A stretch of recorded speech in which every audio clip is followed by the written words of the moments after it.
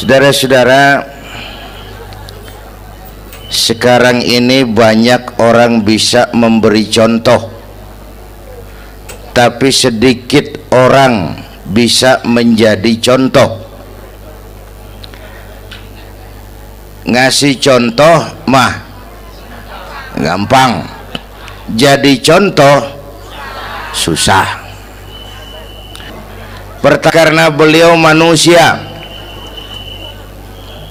Laqad ja'akum rasulun min anfusikum. Kalau kambing disuruh nyontoh ayam, yang nyuruh nyontoh kagak punya pikiran, ya kagak level. Kambing mah nyontohnya kambing, kebo nyontohnya orang, nyontohnya orang. Makanya Nabi kita orang, bukan malaikat, bukan jin, bukan dewa, manusia. Kalau manusia disuruh nyontoh manusia, itu perintah masuk akal, predispositionnya sama. Kalau disuruh nyontoh malaikat mah ribet kan. Malaikat bagaimana nyontohnya, dia mah tidur kagak, makan kagak, sama duit budeg, sama perempuan kagak open, lah susah nyontohnya. Ya, Superman tuh biar hebat nggak bisa dicontoh Superman, bagaimana terbangnya, lagian pakai celana dalam di luar ban, nggak bisa dicontoh Superman mah. Nabi kita manusia utuh, cuman sungguh pun manusia, kualitasnya beda. Ini namanya basyarun la kal basyari, manusia memang, tapi jangan samain, bobot bibitnya beda. Contoh, kita nih manusia, kita tidur. Nabi kita manusia, beliau tidur. Tidur Nabi, tidur mata doang, hatinya nggak pernah tidur. Tuh bedanya sama kita tuh. Tidur kita keblek, asal tidur habis-habisan. Lagi, kita manusia, kita keringetan. Nabi kita manusia, keringetan. Keringet Nabi harum wangi, bau minyak kasturi, zaman belum ada parfum. Keringet kita udah rasain aja masing-masing dah, jangan pakai dikebet udah.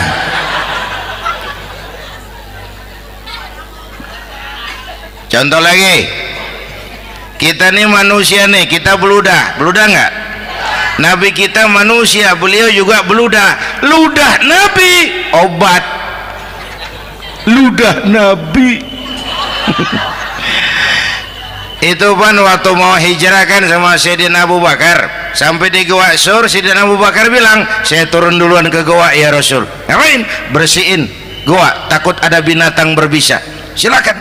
Turun Sayyidina Abu Bakar bersihin gua, bener tuh, tangannya digigit kalajengking, sakit, ngebet, bengkak. Kalajengking Arab ya, emang di Arab kejadiannya. Wuher menyaut aja badan, ditahan aja, udah aman ya Rasul, silakan turun. Lama-lama dalam gua berduaan kelihatan juga Sayyidina Abu Bakar mukanya pucat. Nabi tanya, mabalu kayak Abu Bakar? Abu Bakar kenapa? Nggak apa-apa. Berat meninggalkan Mekah? Enggak. Malas hijrah ke Madinah? Enggak. Takut diubur-ubur Quraisy? Orang kata enggak, itu mah enggak. Lah kenapa muka kamu pucat? Tangan digigit kalajengking. Ngapa nggak ngomong dari tadi? Saya nggak mau nyusahin Tuhan ya Rasul, biar saya tahan, asal jangan nyusahin Tuhan. Jangan begitu kau. Sini tanganmu, diambil sama baginda Nabi. Bismillahirrahmanirrahim. Cuh, diludahin, ringkes, sembuh saat itu juga. Ludah Nabi. Pengen tahu kita yang ludahin, bengkak campur koreng.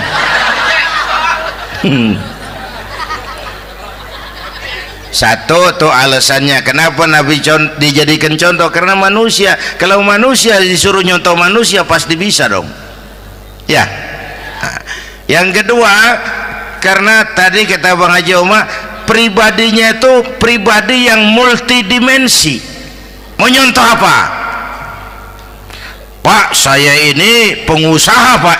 Nabi umur 9 tahun udah ke Syria tuh, dagang lintas negara, Syam tuh. Saya jenderal Pak, Nabi mimpin tentara di medan perang Mas. Saya mau balik Pak, Nabi dakwah Bung. Saya guru Pak, Nabi ngajar Mas. Innama bu'istu mu'alliman, aku diutus sebagai guru, guru umat, guru bangsa. Saya politisi Pak, Nabi diplomat ulung Bung. Saya presiden Pak, Nabi mimpin bangsa dan negara Mas. Saya kepala rumah tangga Pak, Nabi punya anak bini Bang. Ayo lempengan mana dulu cari ngomong.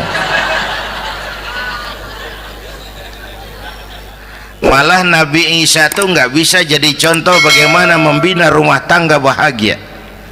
Bagaimana membina rumah tangga bahagia menurut contoh Nabi Isa? Nggak ada Mas. Kenapa? Nabi Isa belum sempat kawin. Ya, Nabi Isa belum sempat kawin. Ada pengikut Nabi Isa menyangka nggak kawin ajaran Nabi Isa, pada ngikut lagi nggak kawin. Tuh pastor tuh mubazir. Orang dikasih perabotan. Bang bener, saya kalau dalam Islam kiai kagak boleh kawin, saya pilih berhenti jadi kiai. Kalau kagak ada giro-giroan, botak rambut.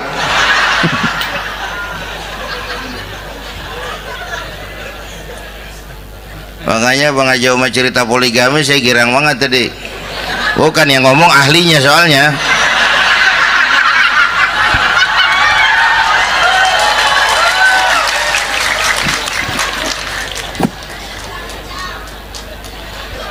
Dadah gitu aja deh ya. Nah, kata Imam Busair ini yang dahsyat. Ka'annahu wa huwa fardun fi jalalatihi fi ashkarin hina talqahu wa fi hasham. Sepertinya kehebatan Rasulullah itu sama, baik sendiri maupun di tengah tentara. Artinya begini, orang hebat banyak, tapi yang hebat di mana-mana susah nyarinya. Baginda Rasul ini lagi duduk hebat, lagi jalan hebat, ada di pasar hebat, lagi di masjid hebat, di medan perang hebat, di depan anak-anak hebat, di mata musuhnya hebat, di depan sahabatnya hebat, di mata istrinya hebat, di mana-mana hebat. Lah susah cari orang begini Bang. Ya, kita mah hebat juga setempat. Di kantor hebat, sekantor orang diomelin. Di kantor, pulang ke rumah dikeplak sama bininya diem aja. Nih di depan bininya dia kagak hebat dia mah.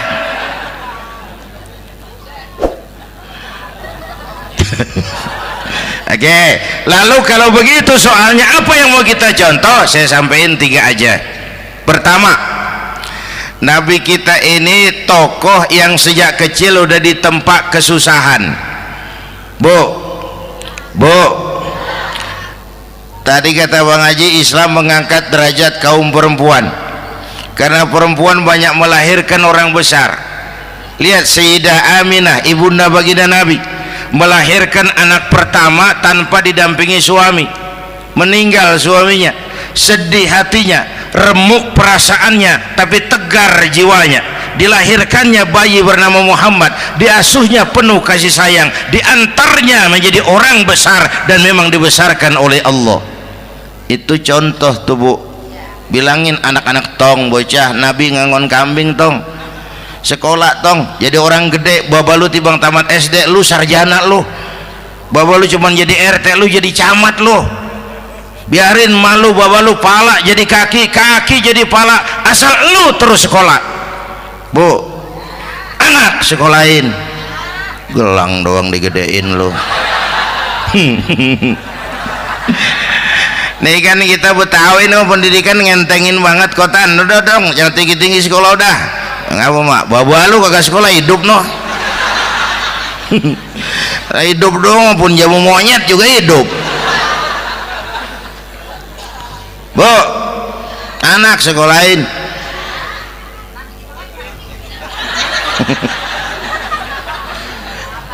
Mahatma Gandhi, kecilnya begeng, ceking, cacingan, liatim. Emaknya tuh, Gandhi sekolah nak, Gandhi belajar nak, Gandhi jadi orang besar nak. Kalau perlu belajar ke Inggris, biar Inggris menjajah kita. Gak apa-apa kau sekolah ke Inggris, tapi jangan jadi Inggris nak. Jangan pacaran sama bule, jangan sentuh minuman keras. Gandhi jadi orang besar. Mahatma Gandhi tumbuh karena dorongan emak. Mak, udah yatim. James Watt, Kang Bandrek. Emaknya tuh yang dorong tuh jadi orang besar. Belum lagi perempuan yang jadi besar. Di Indonesia ada Kartini, di Jawa Tengah ada Dewi Sartika, di Jawa Barat Dewi Sartika, di Bengkulu ada Fatmawati Soekarno, sang penjahit bendera merah putih. Di Aceh muncul Laksamana Malahayati, disusul kemudian oleh Cut Nyadin, baru kemudian muncul Cut Koko, Cut Meme, Cut, ya udah tak cut lain dah.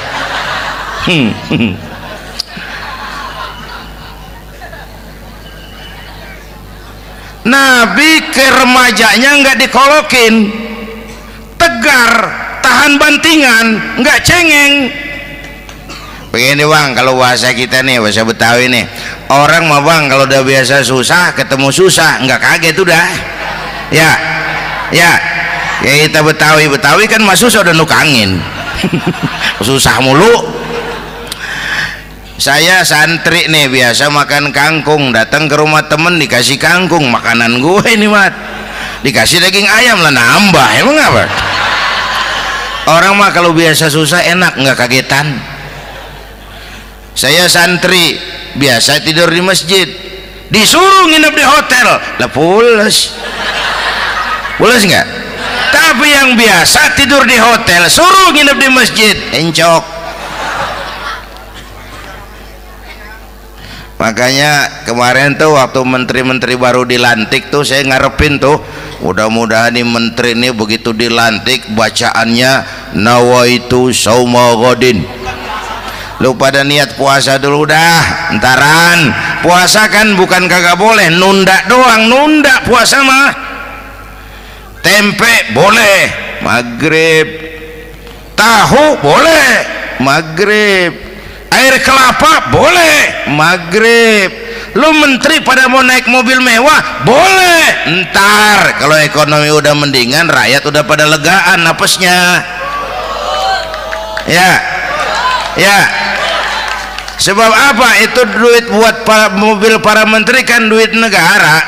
Duit negara kan duit rakyat. Duit rakyat kan duit gue juga, itu ada di situ. Gue bayar pajak. Sayangnya kebanyakan pejabat kita asal dilantik aja bacaannya Allahumma lakasumtu.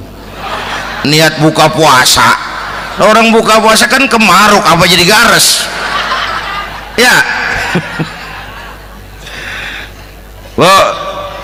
Bu, jadi benar Islam mengangkat harkat, derajat, martabat kaum perempuan. Kata Bang Haji Umar tadi, dengar nggak tuh?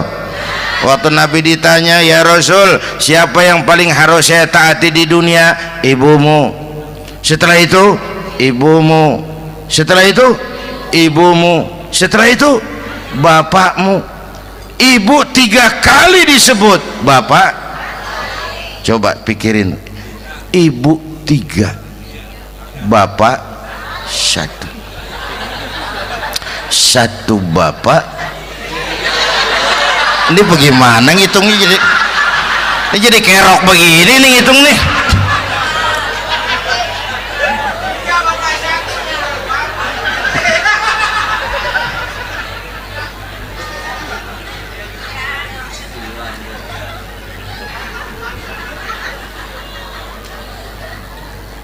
Jangan takut ngadepin susah. Hidup nih keras, kerja keras, peres keringat, banting tulang.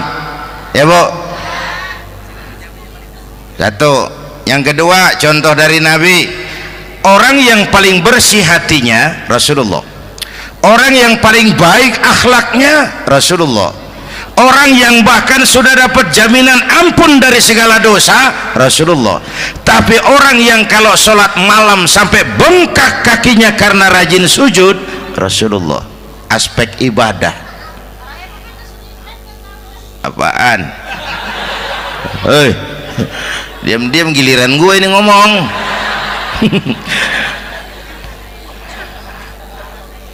Lo ngomong lagi udah gue pulang. Canda neng. Udah gantian ya. Ya. Apaan urusan? Orang yang dosanya udah dapat jaminan ampun, kalau salat malam bengkak kakinya karena rajin sujud. Saya tahu di sini juga banyak yang kakinya bengkak. Semurat. Oke. Kira-kira 3 minggu yang lalu saya menghadiri haul akbar Syekh Maulana Malik Ibrahim di Gresik, haul ke-609. Dari situ saya ke Surabaya ikut zikir sama keluarga besar Tarbiyatul Qulub. Waktu zikir saya terkejut, ada kalimat yang dibaca ratusan kali menyentak perasaan saya. Kalimatnya sederhana, kita hafalah, yaitu kalimat ana Abdullah. Dibaca ratusan kali, ana Abdullah, ana Abdullah, ana Abdullah, ana Abdullah. Buat saya itu menyentak karena memperteguh komitmen saya hamba Allah, saya hamba Allah. Ah, itu mah Pak Zainuddin kan biasa, itu mah kita semua juga hamba Allah. Betul. Ayo kita bikin luar biasa. Saya mau tanya, Bapak, Ibu hamba Allah apa bukan? 3 orang. Ibu hamba Allah apa bukan? Hamba Allah. Kata siapa? Nah, kata ibu sendiri. Kalau kata sendiri pan namanya pan ngaku. Ya, orang ngaku mah boleh dong, tiba ngaku namanya juga ngaku. Cuman diakuin apa enggak kita pan belum tahu. Ngaku mah murah, diakuin mahal. Ya, yang gampang dah. Ibu kenal sama Presiden SBY? Kenal. Presiden SBY kenal sama ibu? Lo ngaku, lo ngaku.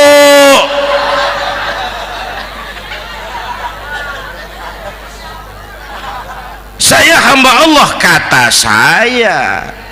Berapa banyak orang mulutnya hamba Allah, perbuatannya menyatakan dia hamba dunia, hamba harta, hamba jabatan, hamba setan, budak nafsu. Nggak sesuai ucapan sama perbuatan. Yuk jadi hamba Allah yang beneran. Jangan separuh-separuh. Kita mapan asal sakit mah hamba Allah. Ya Allah, ya Allah, lagi sakit, sehat ya dikit, keder, nyari masjid nggak ketemu.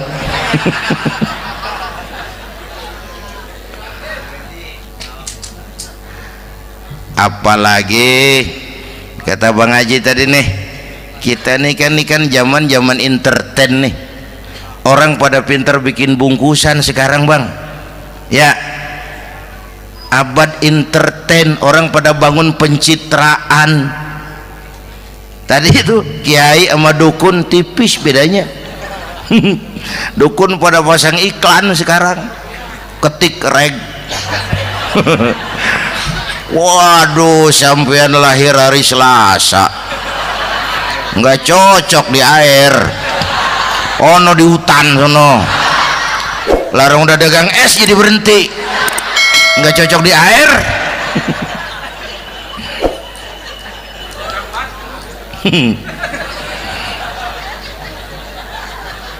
Bu, Di zaman ini siapa pakai apa, siapa mau jadi apa kagak urus nih. Bapak Ibu hadirin yang saya hormati, dan masyarakat kita ini kayak daun kering. Tahu daun kering? Gampang dikumpulin, susah diikat, berisik, gampang dibakar. Tuh daun kering. Penyakitnya kutil, kurang teliti, cepat heran, gampang kagum. Cepat heran, gampang kagum. Dulu ada tuh satu hari tabrakan di jalan kenceng, buah, korban jatuh belepotan darah, dikerubungin orang banyak. Datang wartawan mengambil gambar dari dekat, susah, orang banyak bener ngerubung. Cari akal nih wartawan, tolong saya dikasih jalan ke dekat korban. Orang nengok semua, saudara siapa? Saya bapaknya korban, katanya. Dia ngaku bapaknya korban. Ya orang minggir semua, minggir, ini ada bapaknya korban. Orang minggir semua, dia maju ke depan korban. Sampai di depan korban pucat mukanya tuh wartawan. Kenapa? Yang ketabrak anak monyet, Pak. Dia udah kedongan ngaku bapaknya korban.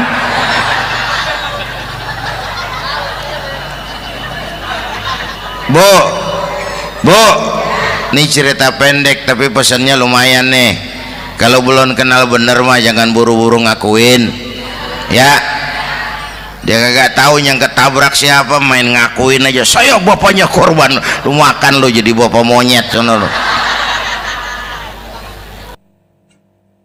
Makanya jagain kampung kita nih, jangan kemasukan yang aneh-aneh, ya. Nabi palsu, aliran aneh.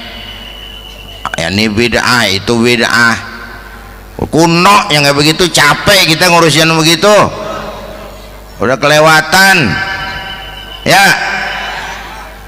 Yang tahlil mah terusin, yang kagak suka nggak apa-apa, cuman jangan ngomelin yang tahlil. Orang tahlil juga pakai dalil. Yang mabok masih banyak, yang tahlil diomelin. Kita nih kayak kurang kerjaan, akhirnya rame turu-turu kita. Padahal yang harus kita kembangkan kan rukun antar umat seagama, rukun antar umat beragama, rukun antar umat beragama dengan pemerintah, kata Bang Haji Omar tadi. Rukun antar umat seagama, turu-turu kita muslim nih kudu rukun. Beda pendapat boleh, marahan jangan, ya. Tangan kanan sama tangan kiri juga beda, cuman rukun. Asal kiri gatal nih, kanan kagak diundang nih, dia datang aja nggak rukin. Nggak ada kiri gatal kanan ngomel, lu garuk aja sendiri. Nggak, dia mah akur, ya Bu.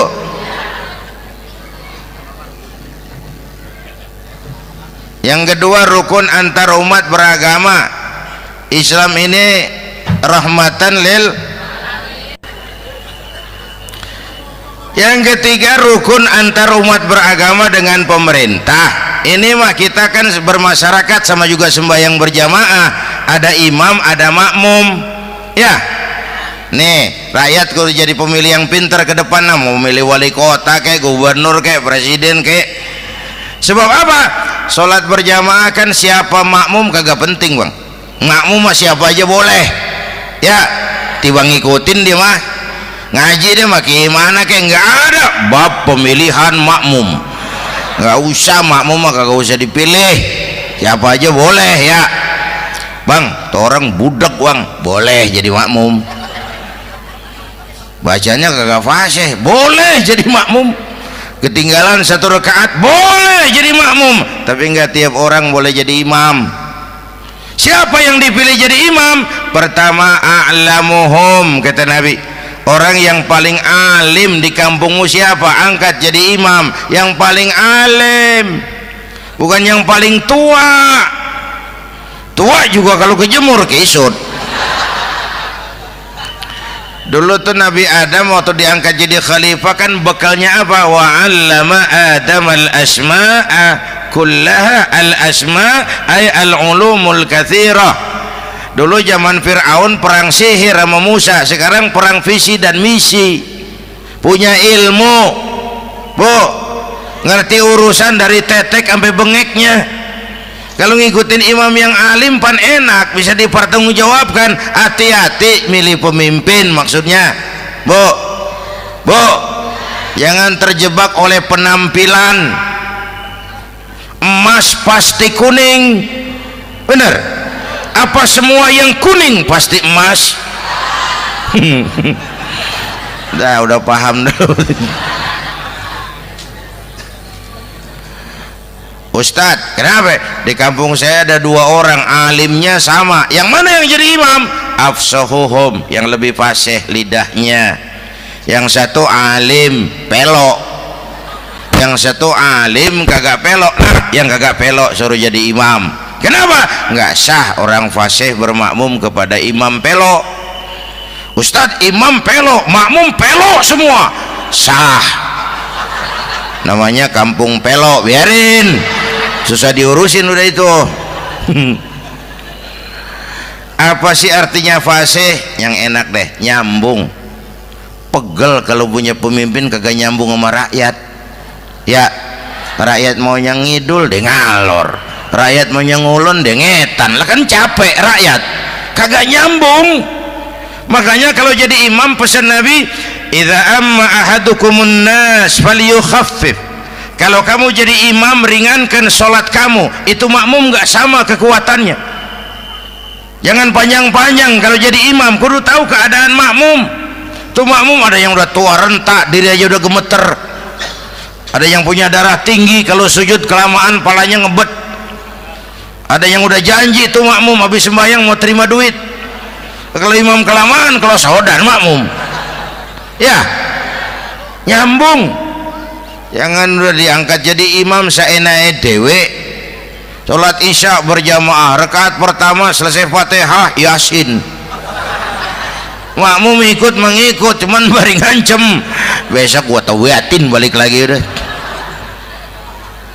Kagak nyambung. Kalau nggak nyambung tuh capek, Bu.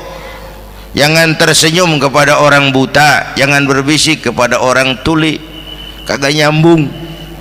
Orang buta diajak senyum, bagus sih maksudnya, cuman kan rada mubazir. Orang kagak paham. Cari pemimpin yang nyambung. Kalau memang masyarakatnya suka tahlil, cari pemimpin yang suka tahlil. Rakyatnya suka maulid, cari pemimpin yang suka maulid supaya nyambung, kagak pegel kita.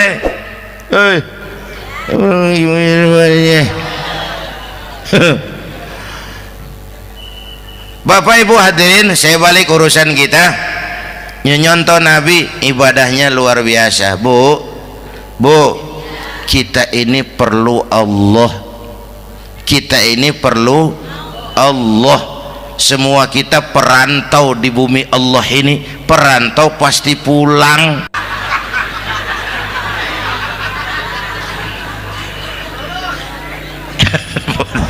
Bolot, bodoh kalau ada perantau. Dia sadar dia perantau tapi nggak pernah mikirin pulang. Lebih bodoh lagi mikirin pulang tapi nggak nyiapin bekal. Yang tadi Bang Haji Omar udah bilang tuh, muda mati ya. Kadang-kadang engkongnya segar banget, cucunya mati ya. Perantau mah mesti pulang. Sini mah kita ngendon doang, ngendon taran. Mula-mula pan Bang, kita mah tinggalnya jauh di alam arwah. Dari sana pindah ke alam rahim, alam kandungan emak nih. Pernah tinggal di situ 9 bulan tuh. Ada yang 2 tahun, yang keluar udah kumisan, kelamaan ngetemnya itu.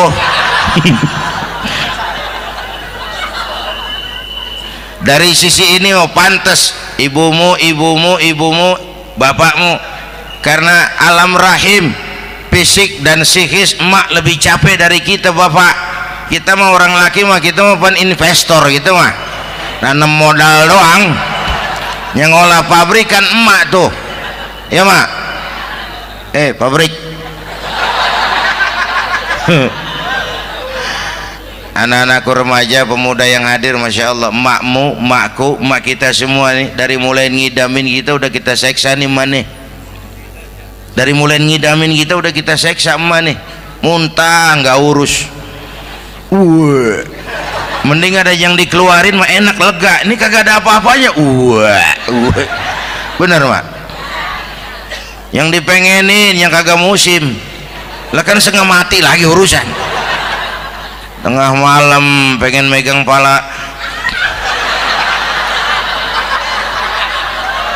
kereta, lu jorok bener lu, gue heran.